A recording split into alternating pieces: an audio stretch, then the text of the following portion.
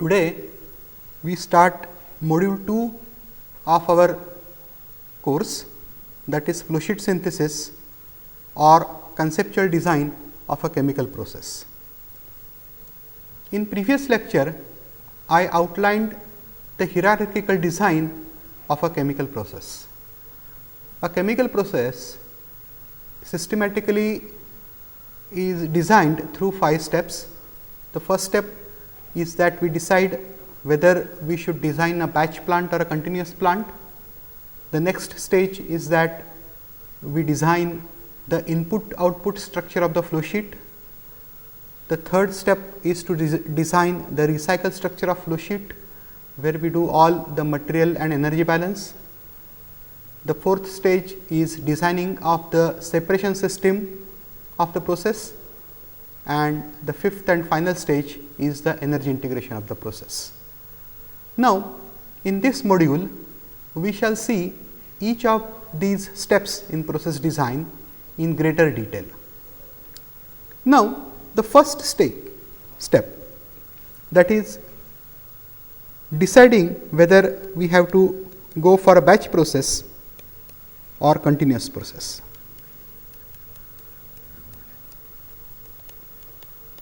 As I mentioned in previous lecture, the design problems are different than other problems that we encounter, in that they are always underdefined, that very little of the input information is available.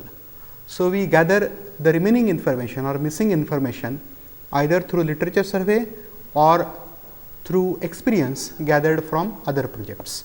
Many times some thumb rules or heuristics are also used for designing of a process. However, when we start designing a new reaction scheme for a particular product, we have to design not only the reaction scheme that is invented by our own R&D, but also the other processes that are already existing in the market with different process licensors.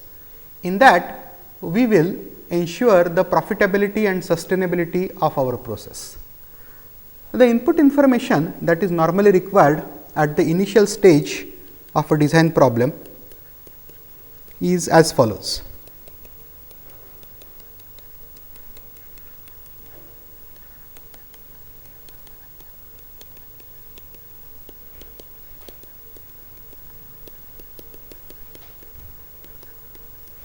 The first information is that we should know the chemistry of the process, that is the reactions and reaction conditions.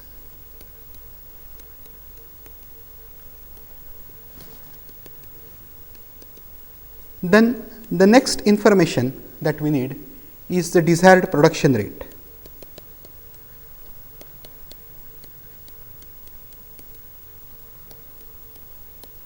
The third information is desired product purity.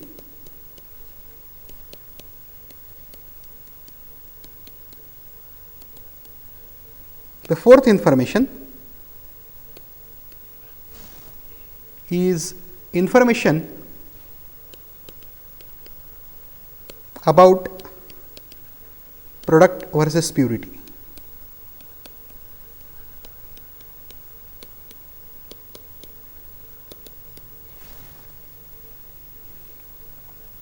Then the next information that is required is the reaction kinetics or rate of reaction.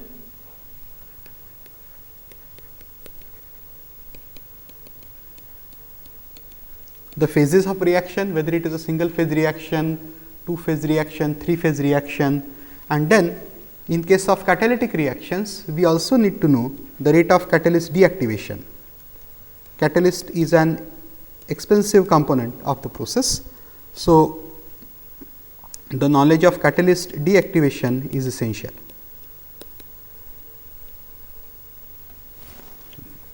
The next is processing constraints.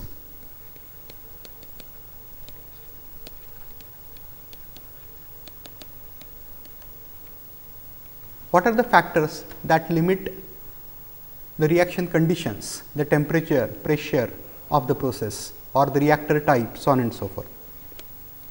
The seventh information is the plant and site data.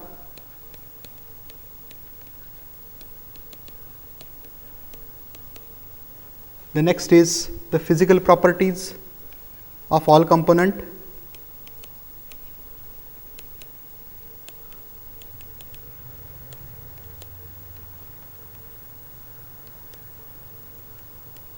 And then the information about safety, toxicity and environmental impact of the material involved in the process.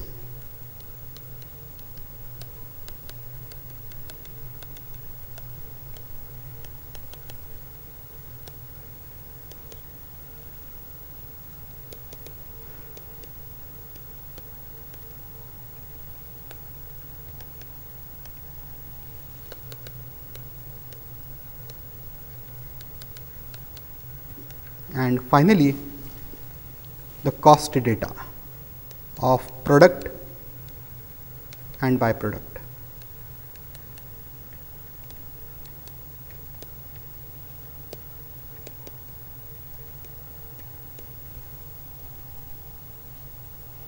Now, we shall discuss each of these 10 factors in somewhat greater detail. The first is the reaction information.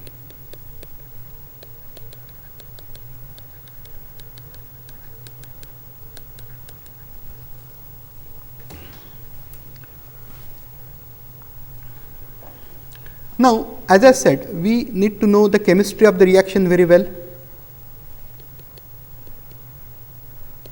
the chemistry of the process. Then next is the operating conditions,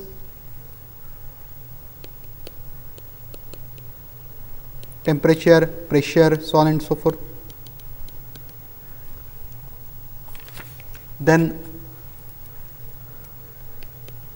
the information about side reactions. Okay.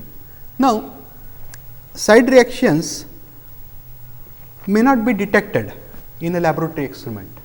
Laboratory experiment is carried out on much small scale.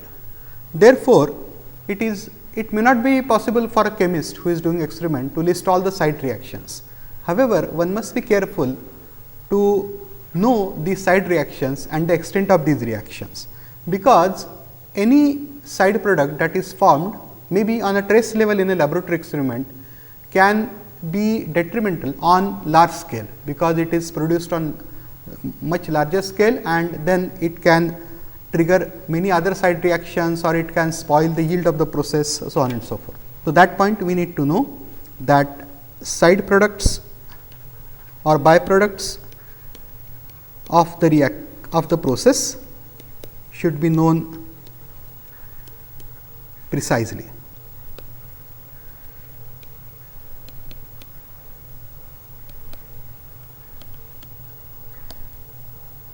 Overlooking of side products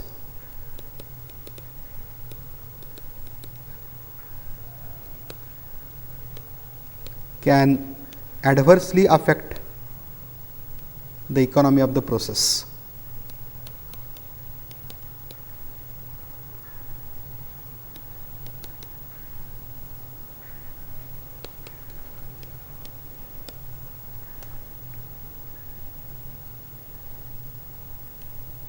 The next aspect of reaction information is the yield of reaction.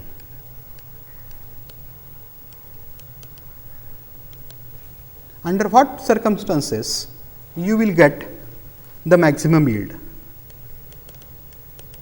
Conditions corresponding to maximum yield.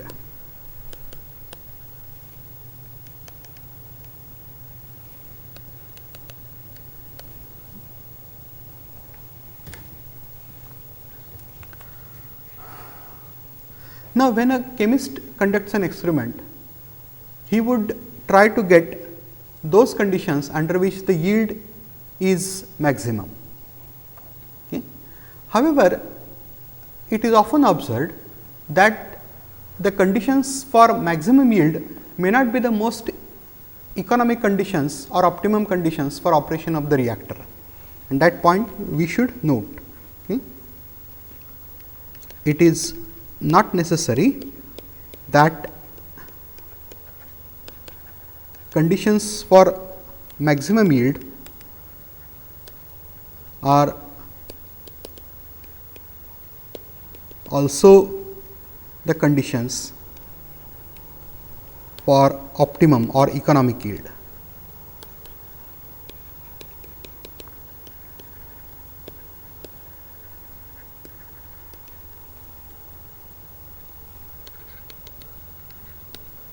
And this is typically the case for processes in which the value addition is limited. Okay. That point we also note typically is the case for processes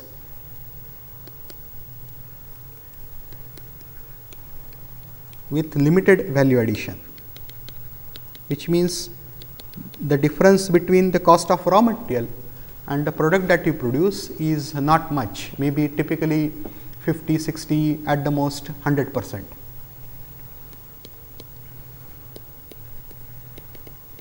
Now, let me demonstrate this thing with an example. Okay. Now, let us say we are carrying out a reaction in which A goes to B and there is a side reaction where B goes to C. B is the desired product of the process, while C is the undesired or waste product of the process.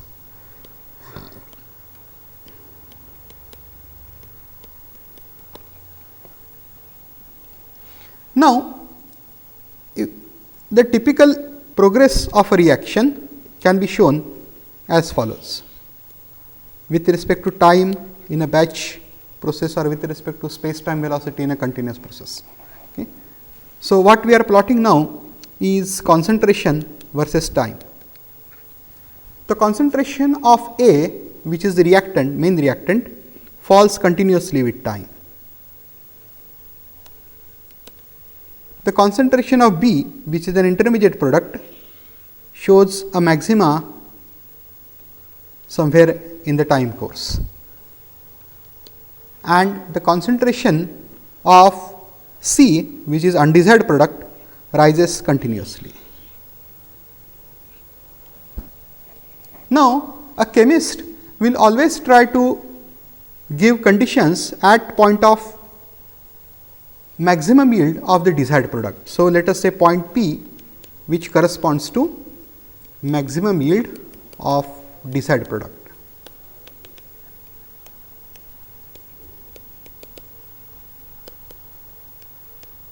Now, if you project this point downward and see what are the concentrations of the other two products that correspond to maximum yield of the desired product, we see that almost 70 to 80% of A has been converted by the time maximum yield of the desired product is reached, and in addition the concentration of the undesired product is also significantly high. Therefore, by the time we reach condition of maximum yield of desired product, a significant quantity of the reactant has been converted into waste product. Now, this is affordable if the value addition from A to B is quite high. However, if the value addition from A to B is low, that means we are dealing with valuable raw material, we cannot afford to lose a significant amount of raw material in the form of waste product. Therefore, the point of optimum yield may not be the point of economic yield, and under these considerations or under these criteria, we would find that it may be economic to design a reactor for a smaller conversion of A, which corresponds to point Q.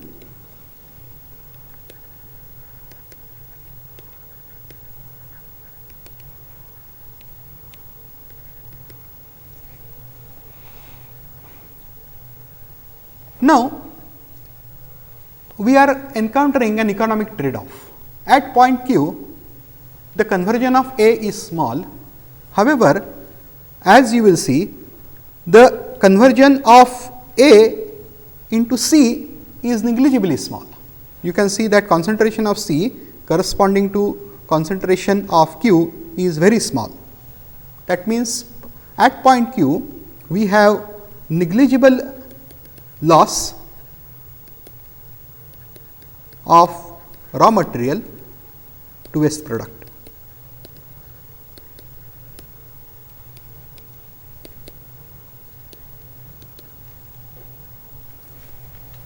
However, we have a very large amount of unconverted A at the reactor outlet, and then the cost of separation of A from B and C and then recycling it back to the reactor is an additional cost.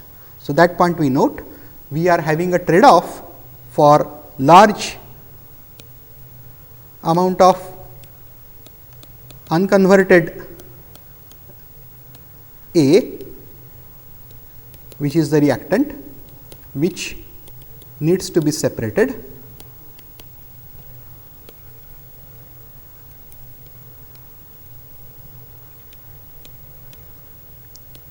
and separated from B and C and recycled back to the reactor.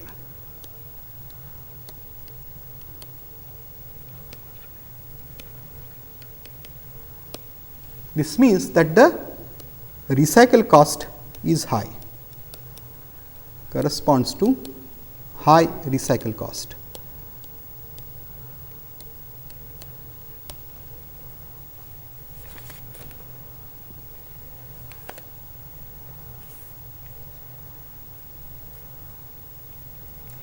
Now, a better approach for optimization of a process under such condition is to work hand in hand with a chemist.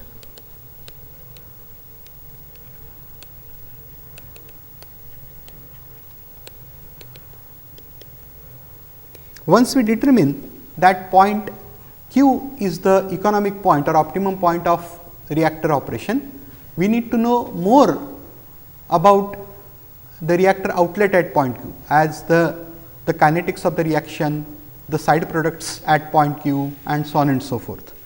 Therefore, an engineer should give an input to the chemist, and then the study of the chemist on that particular point could be a good input for improving the process design. So, that is what the solution is for a better process design: work hand in hand with chemist for improvement of process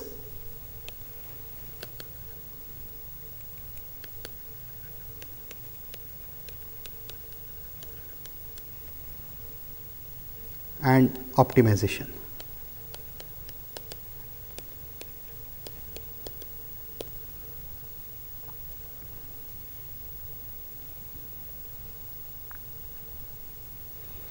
Now, the concept of selectivity. Whenever we have more than one product from a process, we always need to define the selectivity for the desired product. Now, in the example that we just saw, B was the desired product. Okay. So, we define selectivity as moles of B obtained per mole of or moles of A reacted. This is one of the common definitions of selectivity that is used. Some engineers use the definition of moles of B obtained, that is the desired product, divided by moles of C obtained. Both definitions are correct. There is no hard and fast rule that you use any of the definitions. However, when we use literature data for designing of a process, we need to check which definition of the selectivity the authors have used. Okay. Now, let us demonstrate the concept of selectivity with the example of HDA process that we saw in previous lecture. Demonstration of concept of selectivity.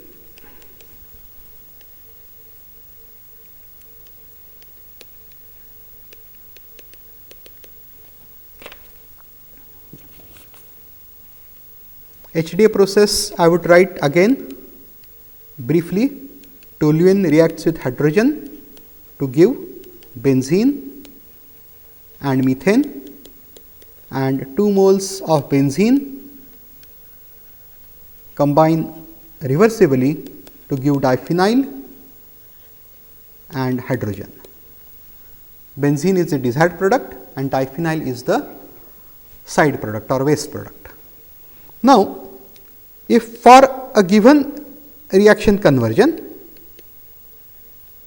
let us say the conversion is X, then per mole of toluene fed to the reactor, 1 minus X moles of toluene are unreacted and X moles of toluene react. Now, the unreacted toluene is separated and recycled. Out of the reacted toluene, some toluene forms benzene and some forms diphenyl. If we use the first definition of selectivity, that is moles of desired product divided by moles of the reactant reacted, then the moles of benzene that are formed are S into X, where S is the selectivity.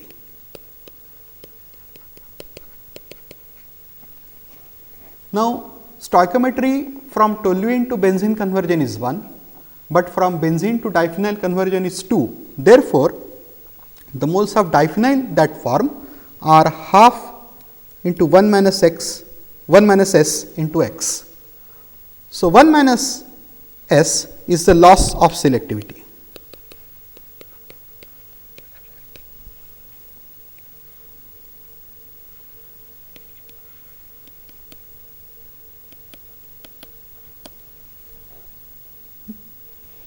Now, using this definition, we can alter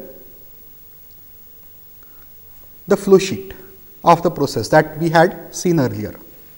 We see a reactor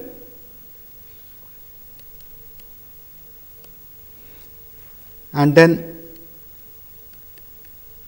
the toluene feed. Toluene is of 2 types, one is fresh toluene and second is the recycled toluene. The reactor effluent goes into a separation system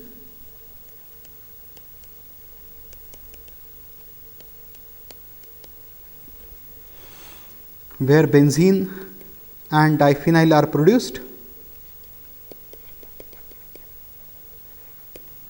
and the unreacted toluene is sent back to the process.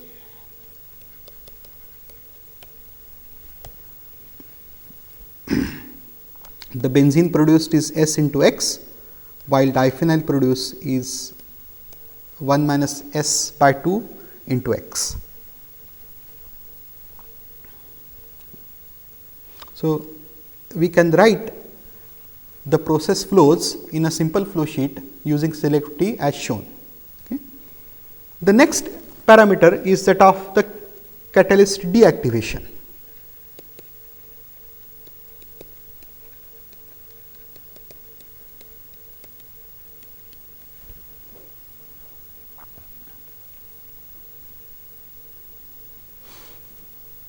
Now, a chemist tries to design a catalyst that has not only high yield, but also high selectivity.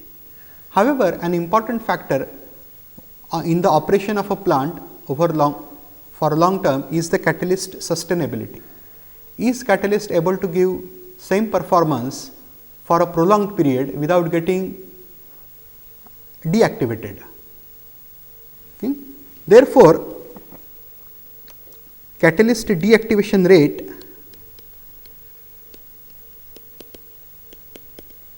needs to be known while designing a reactor.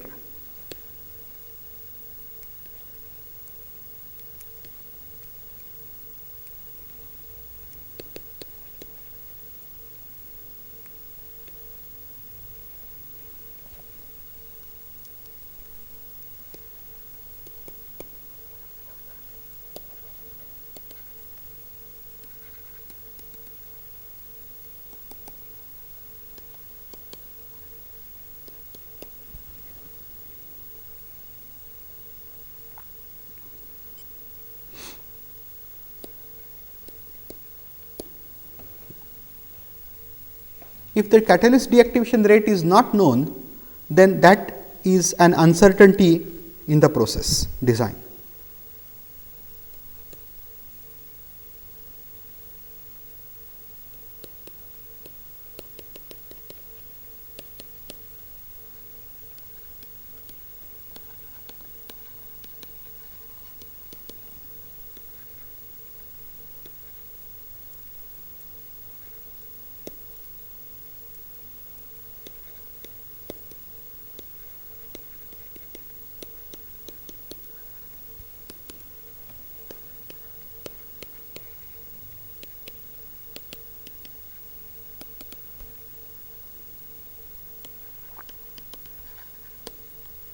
Of course, when we are designing a process for the first time, there could be many uncertainties in the design, and therefore, we need to check the profitability or sensitivity of the total product cost for these uncertainties. The sensitivity of total product cost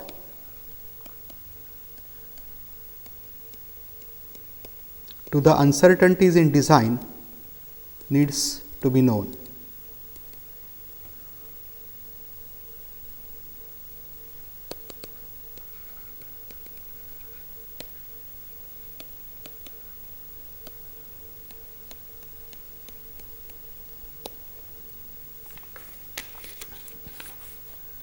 Now, as the design proceeds, the research and development section of the company may carry out simultaneous experiments, and maybe in later stages of design, greater knowledge of these uncertainties is available.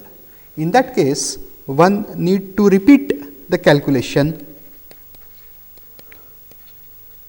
for a better process design. Repeat calculations as soon as greater information is available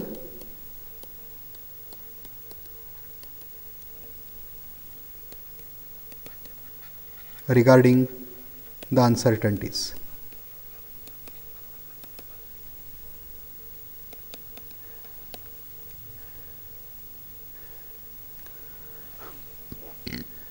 The next important factor in the process design is the production rate.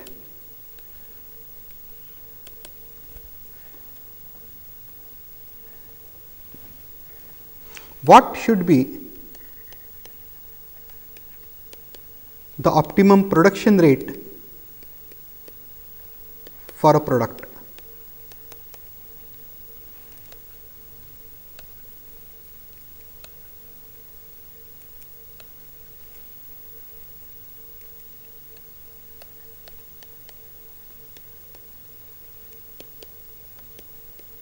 Now, this is a crucial factor in process design, which is influenced by many parameters. The first parameter is that whether the product is entirely new product or several similar products are already in the market.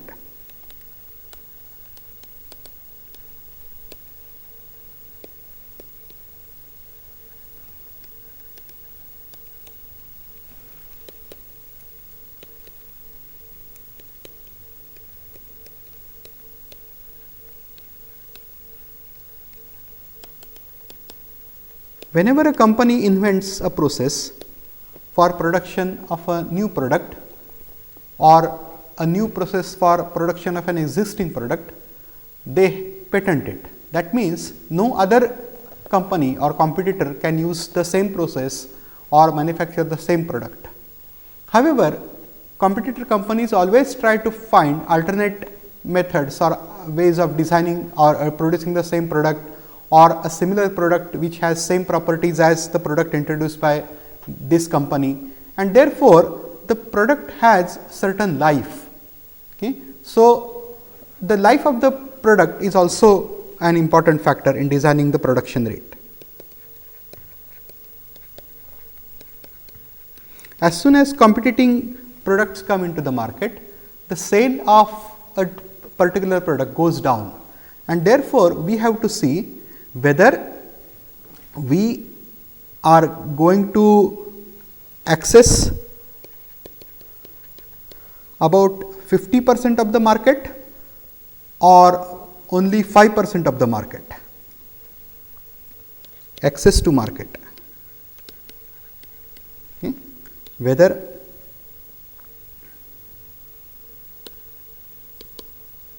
the company can access 50% market or higher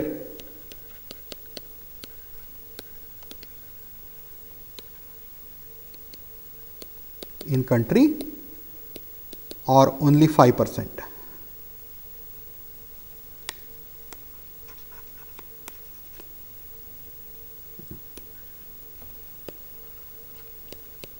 Then another factor is the share in this market.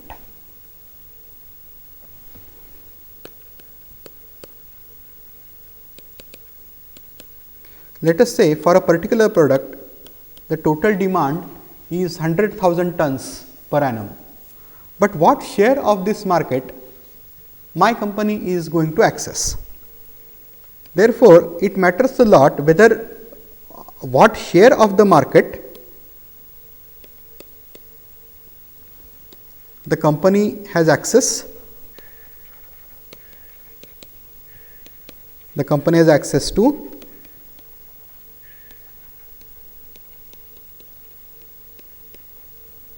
is owned by the company.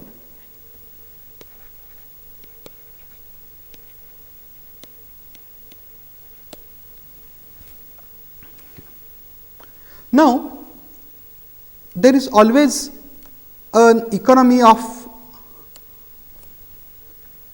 production, okay, or economy of scale.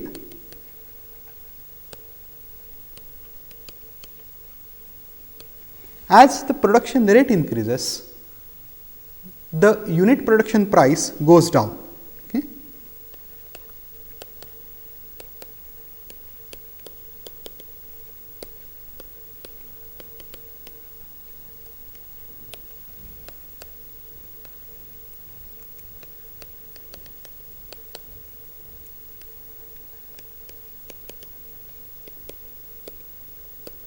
However, there is a limit as how much product one company can manufacture. Therefore, whenever we are introducing new product in a market, we have to consider the largest ever plant built for that particular product.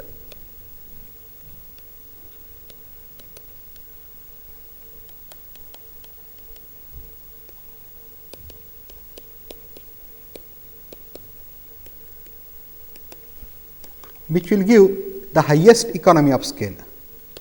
However, the product has to be new in this case.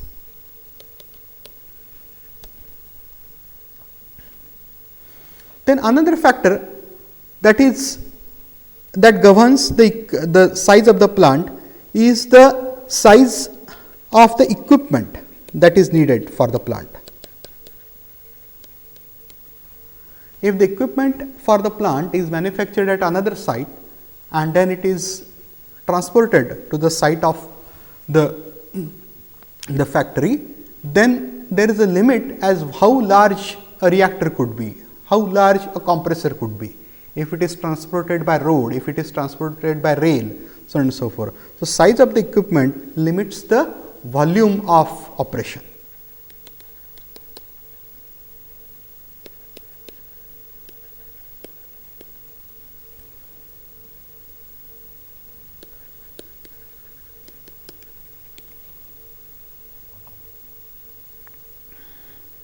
And finally, the market conditions.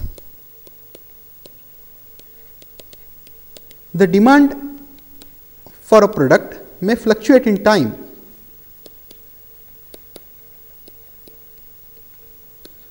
Therefore, the company has to keep a record or a knowledge of the demand for the product while producing a particular product. The demand for a product can fluctuate, therefore, continuous market survey is needed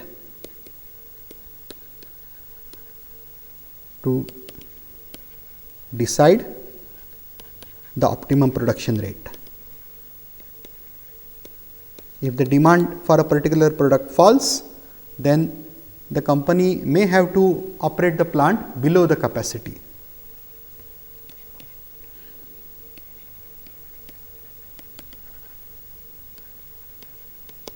The next factor is that of product purity.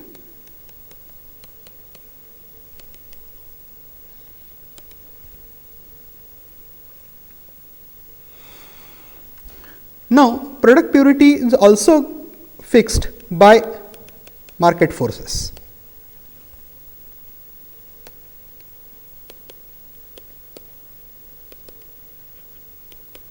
It could be possible to produce the same product with varying purity if the market allows for it.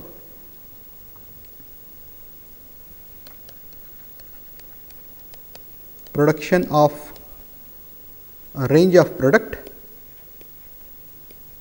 with different purities.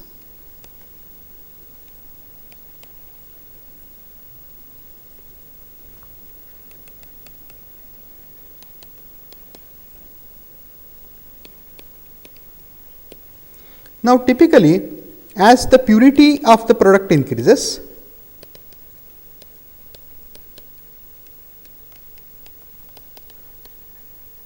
the operating cost increases.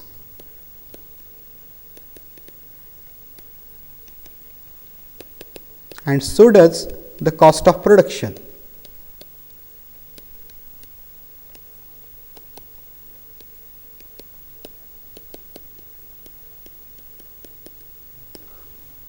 Therefore, the unit cost of a product can rise as the purity rises. Okay. So, this factor is an important factor in deciding the design of a plant. Okay.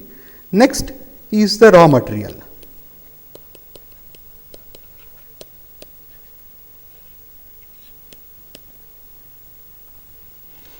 Now, when a particular reaction is carried out in laboratory, chemist uses very pure reactants which may not be available commercially. Very pure reactants are used by chemist, and when we try to transform the same process on large scale, that purity of raw material may not be available.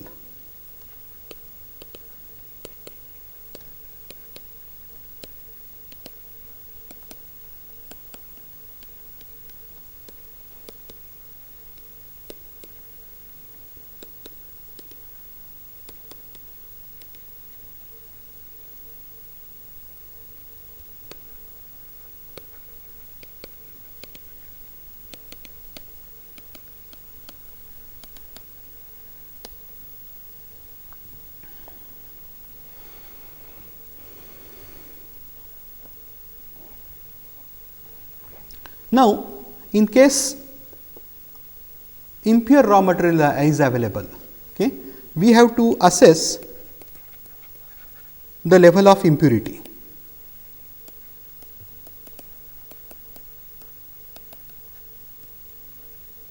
We have to assess the sensitivity of overall operation of the process, that is the reactor, the catalyst, towards this impurity.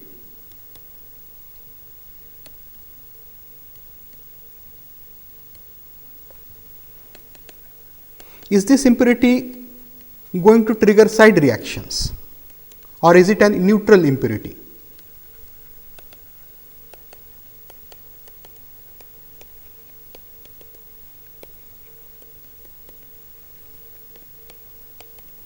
So, depending on these factors,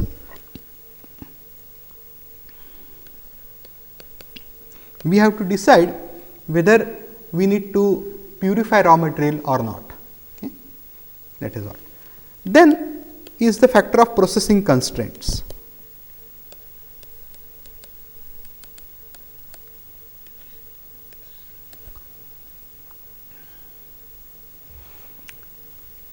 Now, processing constraints are mainly due to safety or thermal sensitivity of the material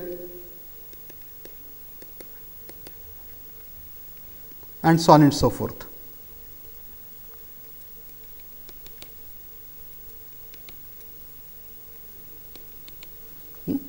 Now, if the reaction mixture is explosive, then we need to keep the concentrations of reactant below the explosive limit. If the material that is under process, either the reactant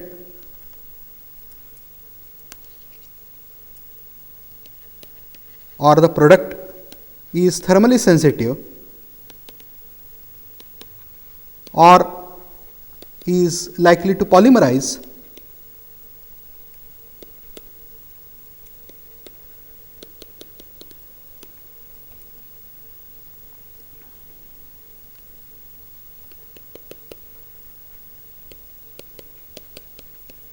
we need to restrict our processing conditions. Okay. For example, for a thermally sensitive material, we cannot go for very high temperature because the reactant it may decompose before it is converted into product. Similarly, for reactants that polymerize, we may have to add inhibitors to prevent polymerization. Okay. In some cases, the coke formation is a processing constraint. Okay.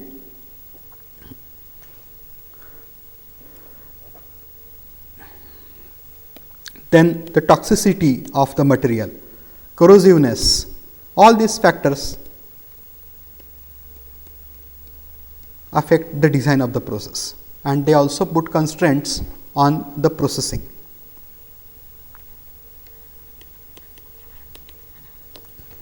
Then is the factor of plant and site data, where we are going to build a plant, what is the source of raw material at that particular location, what is the infrastructure that is available in terms of electricity, in terms of water, in terms of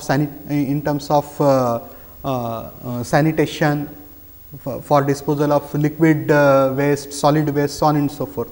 So, all these factors come into picture. Okay. The location of the plant, access to the location, whether it is connected by road, rail, air,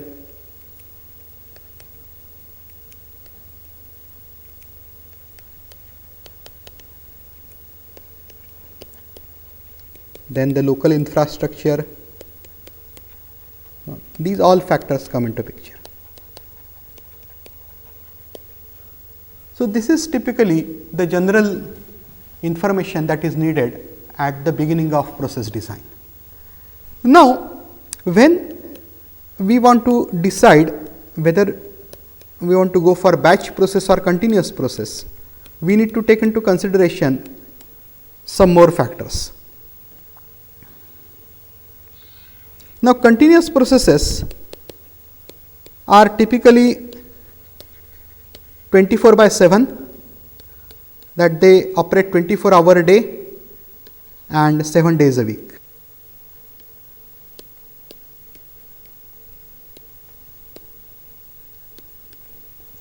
The typical working hours of continuous process are taken as 8,000 hours per year, or in some cases it is something like 330 days per year. The rest of the time is for maintenance and shutdown and startup.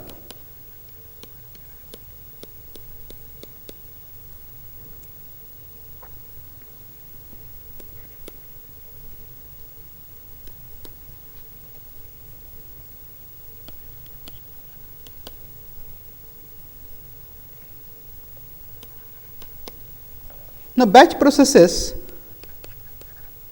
are where the equipment is started and shut down very frequently.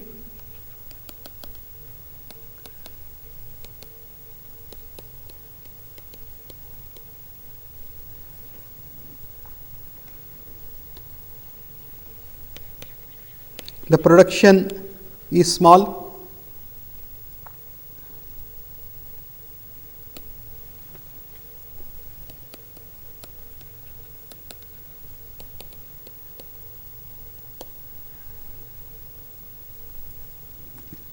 But rarely you will find a process which is completely continuous or completely batch.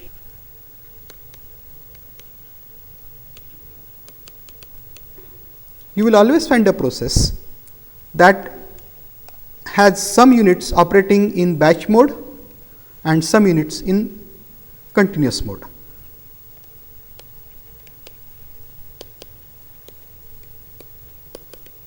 Like for example, if there is a distillation column in a batch process, then the material to be distilled is stored in tank from different batches and the distillation column operates continuously.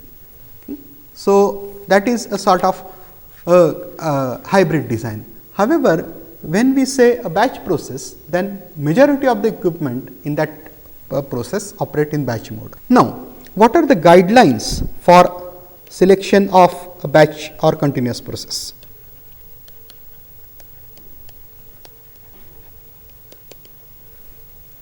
The first and foremost is of course the scale of production.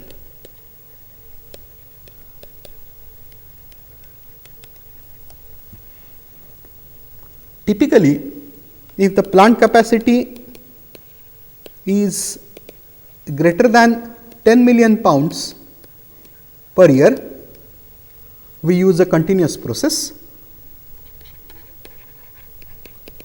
and for plant capacity less than 1 million pound a year, we use a batch process. But remember, these are thumb rules.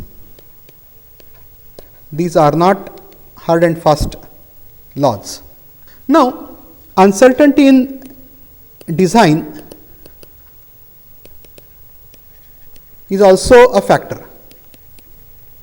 Like I just said, that the catalyst deactivation rate is a parameter which cannot be determined with accuracy. So, that is an uncertainty in design.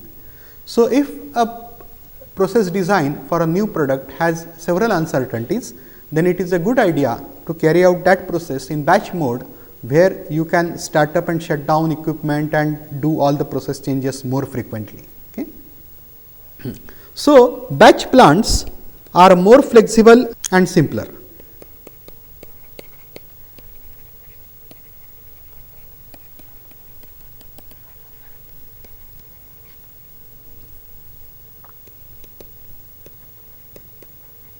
And due to this, for companies making multiple products or plants making multiple products,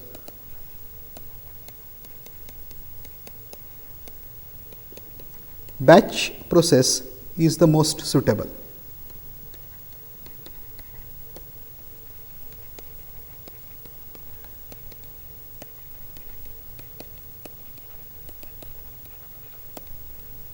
The next factor is the market for the product that the plant is making.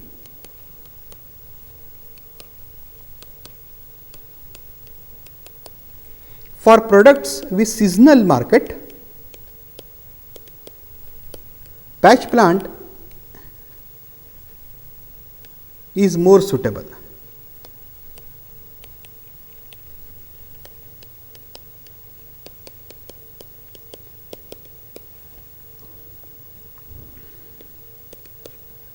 And an example of this category is fertilizer.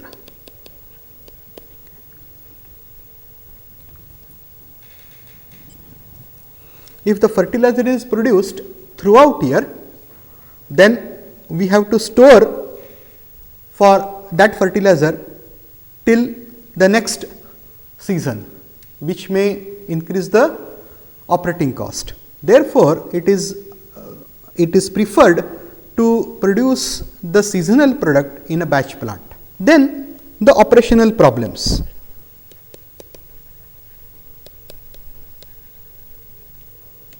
Some reactions might be very slow, and therefore, if they are carried out in continuous reactors, the volume of the reactor becomes very large.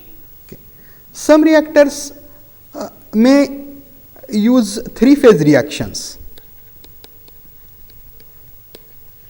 or 2-phase reactions, solid liquid or solid liquid gas type of reactions. Now, in this case, if the kinetics is small, then you have to pump the slurry with solid suspended in liquid at a very small rate, and that may cause settling of the solids. Okay.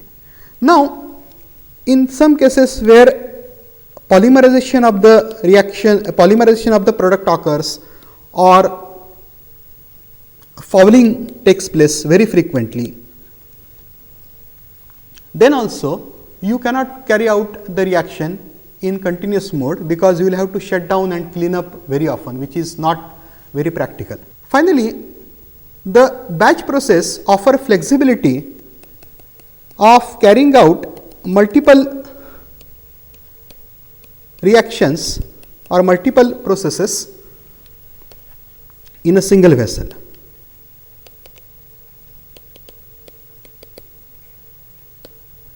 Like, consider a case where the feed is heated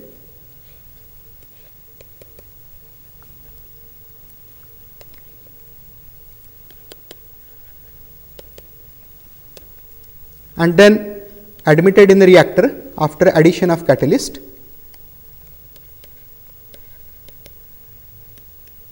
and then the product is separated with some process like distillation.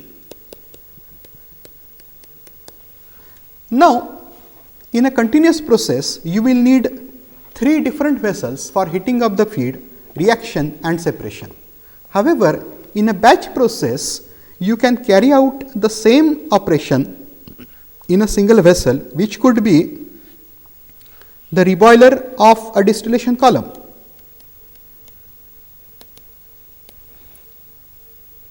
You can take the reactant and then heat it, then add catalyst, let the reaction proceed, and the product is simultaneously distilled off. Now, here the heating, reaction and separation takes place in a single vessel. Now, cost of 3 separate vessels and cost of a single vessel is much different. There you achieve the economy of scale. However, if the production rate in a continuous process is P, then to achieve the same production rate, you will have to take a larger vessel, which is of capacity 3P. So, now we list the decisions that we need to, the decisions that lead to choice of process, whether continuous or batch.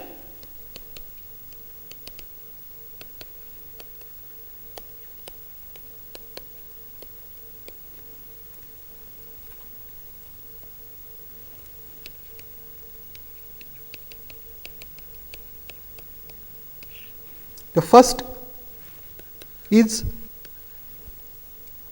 selection of process units,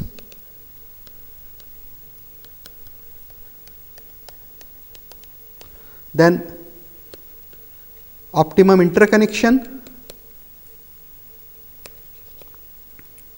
or sequence and interconnection,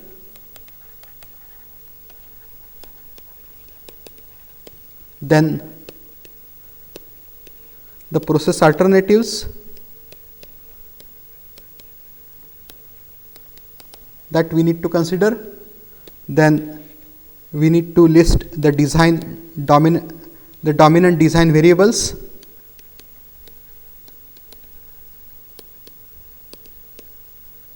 then the optimum operating conditions,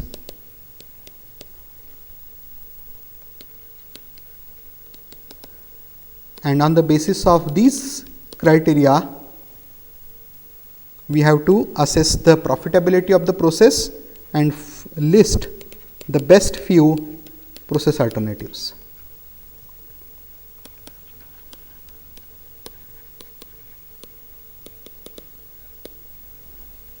However, in case of batch process, we need to consider some more factors. Like for example, which units should be batch and which units should be continuous.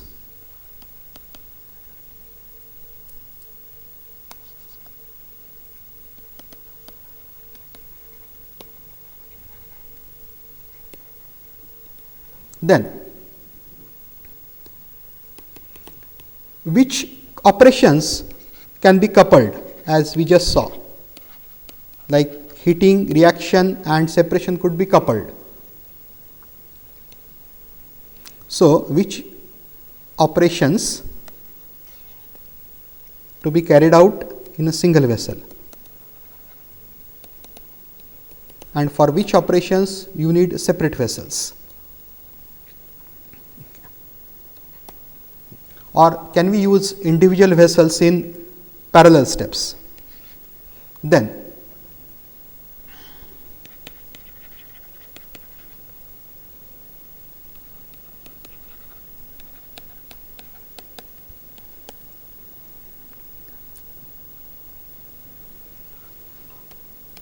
the extent of intermediate storage,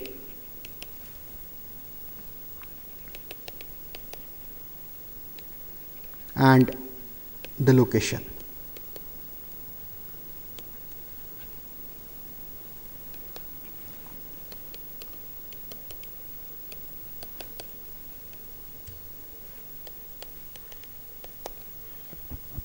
So, today we have seen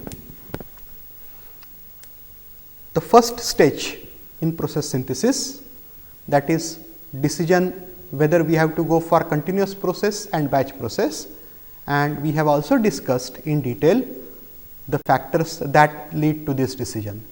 In the next lecture, we shall see the input output structure of the flow sheet in greater detail.